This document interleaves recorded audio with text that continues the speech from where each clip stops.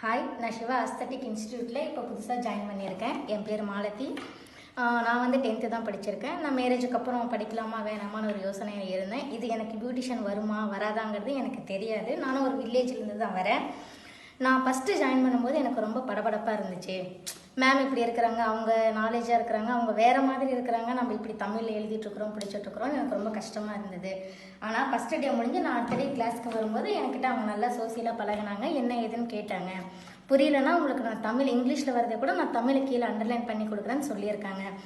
அதாவது நான் சேர்ந்தது பேசிக்ஸ் கோர்ஸ் தான் சேர்ந்துருக்கிறேன். நானும் ஒரு 4-5 இடத்துல விசாரிச்சிருக்கிறேன். பேசிக்ஸ் கோர்ஸ்னால் ஃபஸ்ட்டு ஒரு 6th 7th தான் சொல்லித்தரேன்னு அவங்க ஃபஸ்ட்டு நமக்கு இன்ஃபார்ம் பண்ணாங்க.